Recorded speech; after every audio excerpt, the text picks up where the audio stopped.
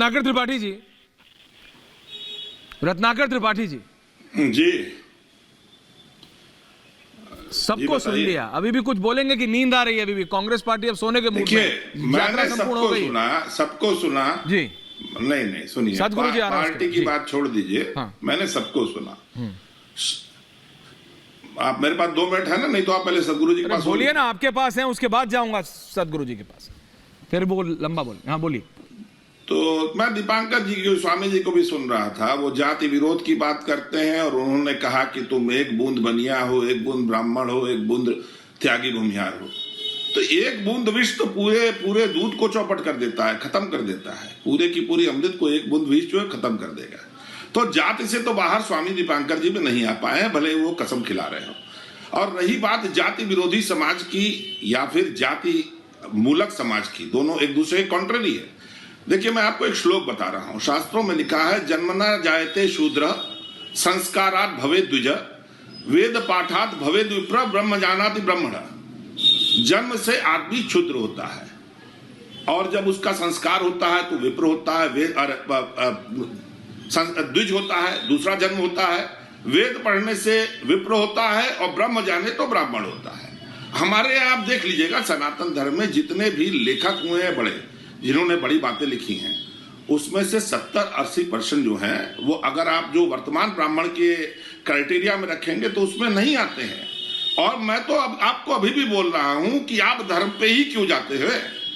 आद्य शंकराचार्य से अधिक सनातन धर्म का प्रचार किसी ने नहीं किया है। सनातन धर्म के बारे में किसी ने नहीं बोला।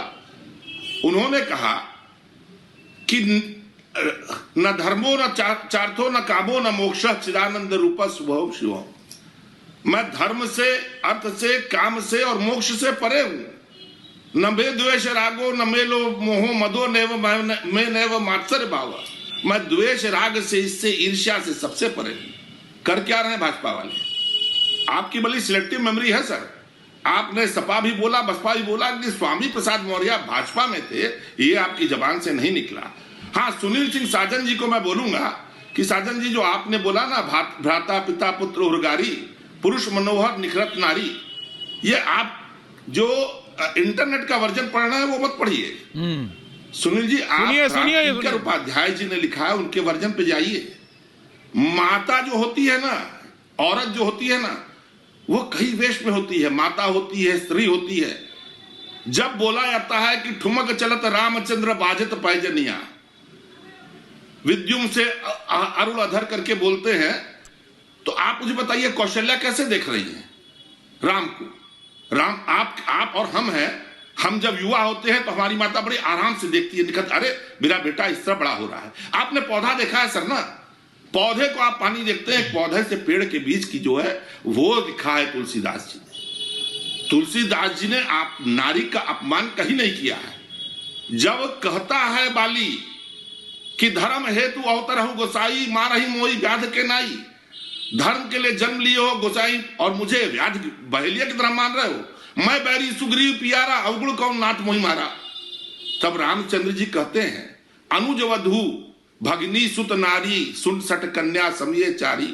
इन्हीं कुदिष्ट विलोक ही जोई, ताहि वधे कुछ पाप न हुई। जो शख्स इस बात को लिख रहा है वो नारी का अपमान करेगा।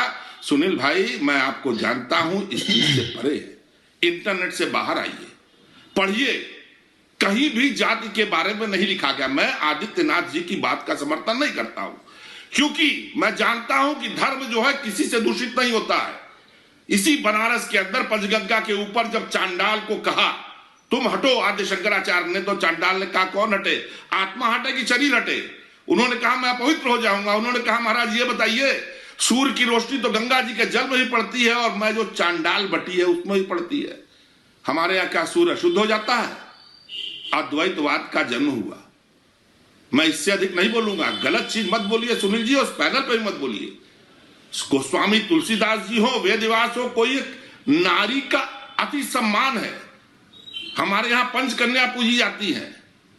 हमारे यहाँ मंदोदरी का सम्मान हुआ है जो रावण की पत्नी थी।